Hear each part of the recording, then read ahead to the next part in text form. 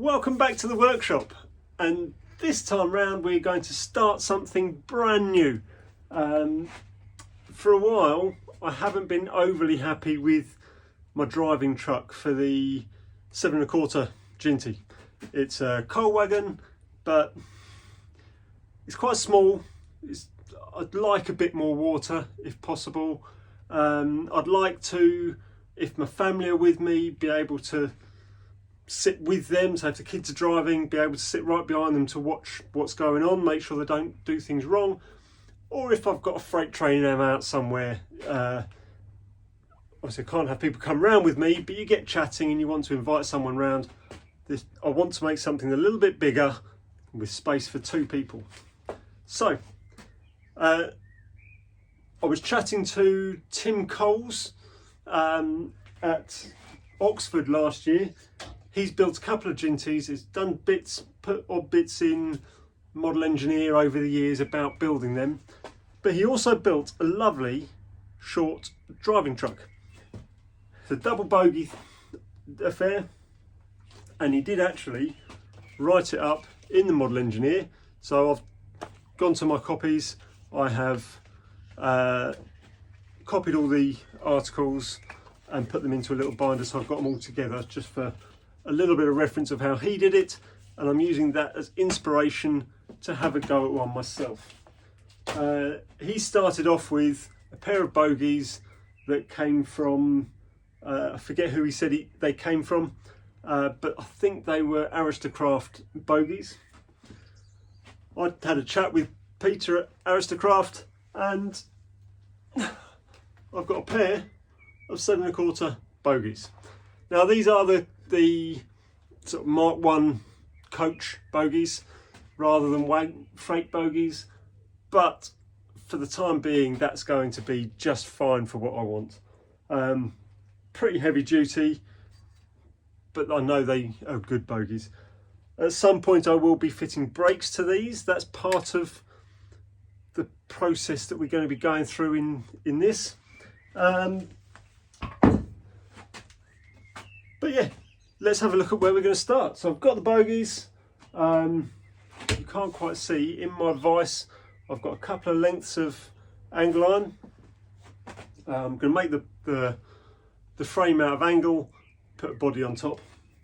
I have made a small start already in accumulating materials. These are the buffer beams. They don't look very buffer beamy at the moment, but you can see there are the 2 buffer holes just spotted and the hook hole. Beyond that, I found a bit of a square bar. Tim talks about finding a supplier of castings for the buffers and buffer assemblies. Well, I found some 20mm or inch square bar, which I've cut into short lengths. So the next thing will be to machine these into buffers.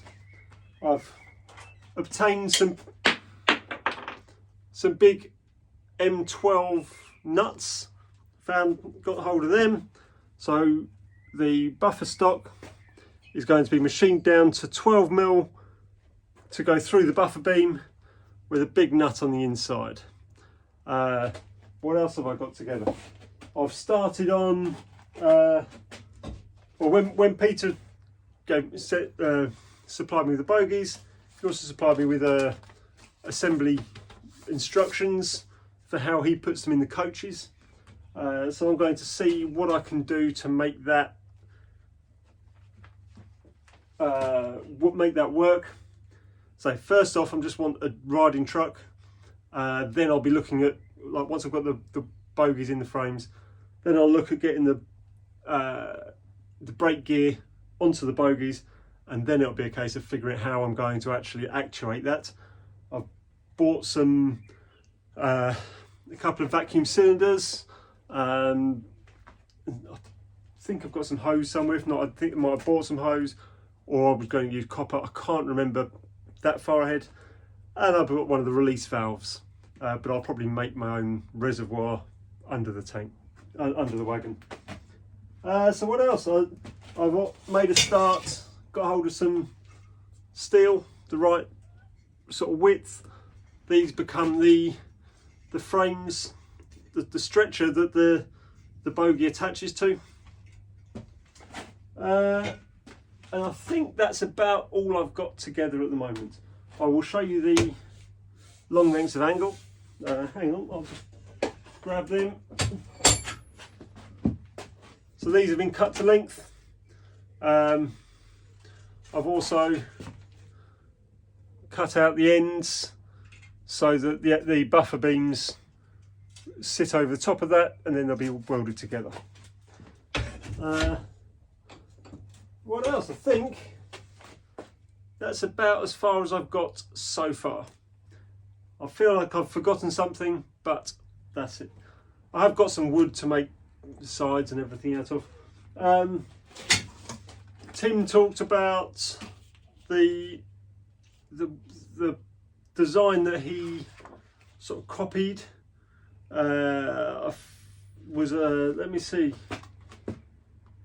the 50-ton brick wagon. That's what he was basing his design on, and I'm basing mine sort of on his, but it may not get any detail. I just want it to be a sort of good looking-ish driving truck to begin with, and then I'll gradually add detail over time if I get around to it.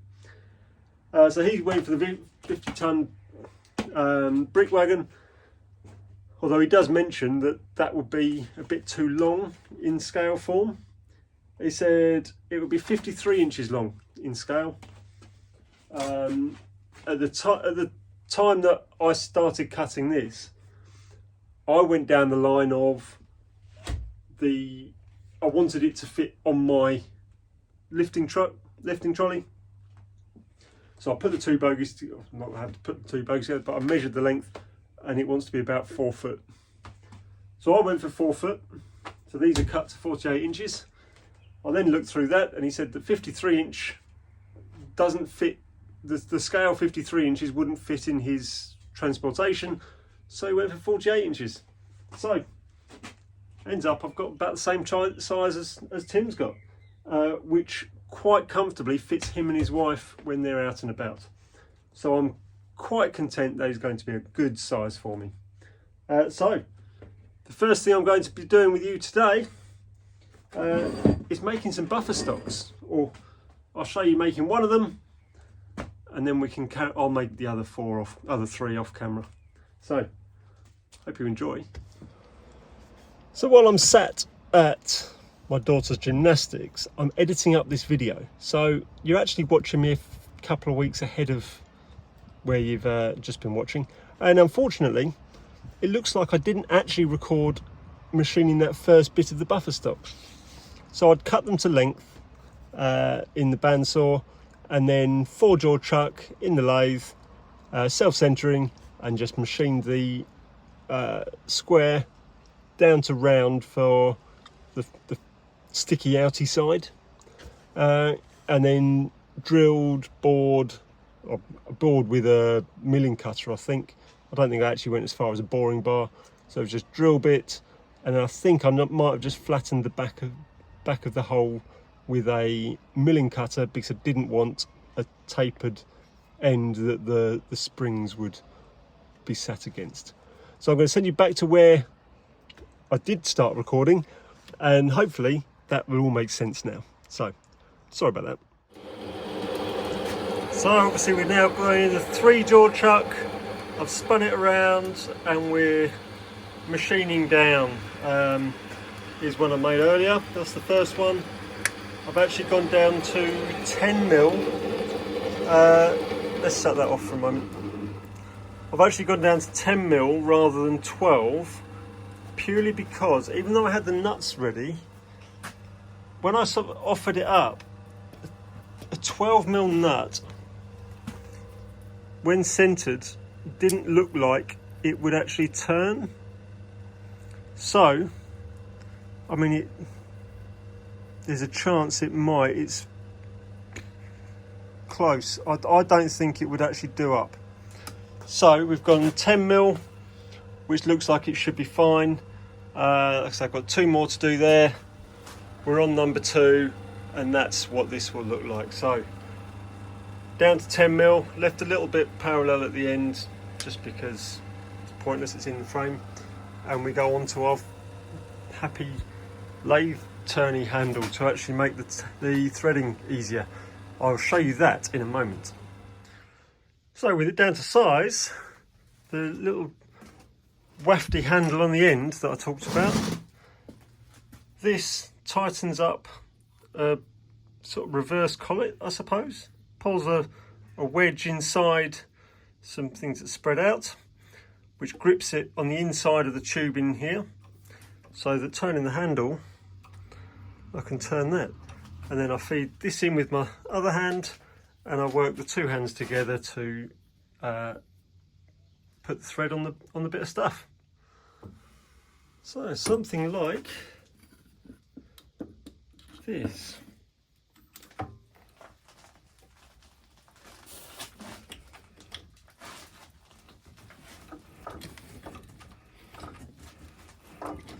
Being 10mm, it is quite a tight thread.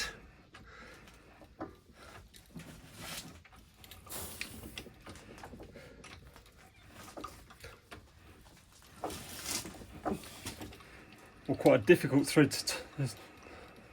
to go on, but there we go, that's the theory. A bit of me wishes I'd gone for a finer thread on these, but it is what it is. I've started so I'll finish, as someone once said, and I'm just going to take the burrs off the base.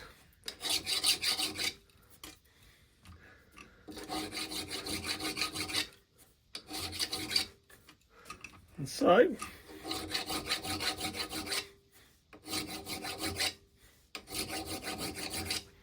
that is ready to go on. And there we have it, 4 buffer stocks. Now each one, the front edge or the outer edge, took about 25 minutes, no, about 40 minutes per outside and 25 minutes for the inside. So you've got about an hour's work for each one just to get it to that stage. So the reason for doing the buffers before the frames is I want to get the buffer beams all finished, like with the buffers, drilled, hook, all of that lot, before I make the frame. Partly because I want to set it all up, check it for height before I put the cross beams that support the bogies in. So with that in mind, I need to get the hooks in. Now from somewhere, I don't remember where, I've got a pair of laser cut hooks. So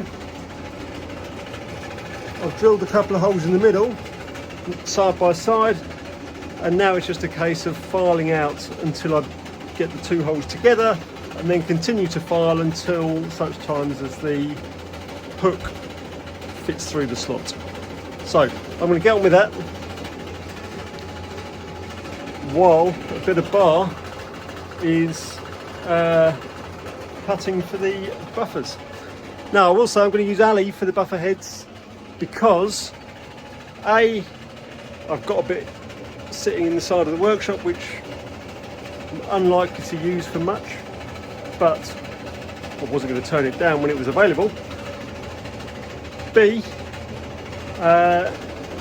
it's not going to rust, and 3, it's a lot easier to machine. So while I'm doing the hook slot, that's cutting, so I'll get 4 of them cut and then I can look at machining them. So I'll be back shortly. So in just less than the time it's taken to cut through 3 of these bits of bar for the stocks, for the buffer heads, I have a slot which the hooks fit through quite reasonably nicely. So next phase is we'll get this get these separated and start offering it up to make the frame. I am tempted at some stage to sort of cut a 45 on the end, just make it less harmful when you catch your hand on it. Some wagons did have an angled end, so yeah, that's a consideration, but that can always be done later. And next up, part off the bit we don't want. Again, being alley, this is a much easier process. Whoa! Maybe doing it one-handed isn't quite such a good idea because I couldn't put the cutting fluid on. But we'll get this parted off. Bear in mind, I've already done 3, and that has not happened before. So I'll get this done, and then we'll look at what we're going to do on the face. So the way I've decided to put the face shape, I've just set my tool up at a slight angle, and I'm just going to keep touching it and use that shape of the tool, and it's just going to be a flat across, and then I'll just round the end with a file round the outside. So we'll get that done, and I'll show you what it looks like.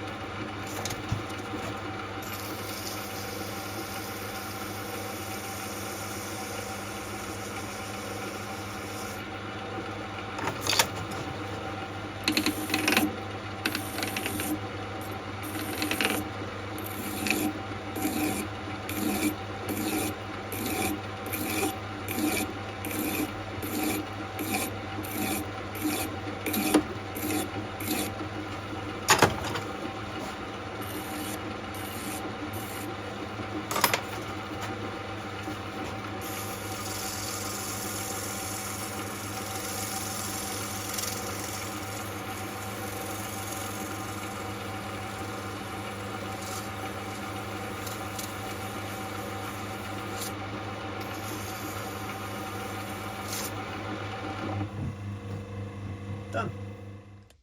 So there we go. That's the buffers complete, bar springs and paint. But I couldn't help resist. But that is roughly what we're going to be looking at. So there we go. Now I couldn't resist waiting. Couldn't resist seeing it back as it is. So I'm out here and I've just done those buffers before work this morning while I'm waiting for my daughters to wake up, or my youngest to wake up for school.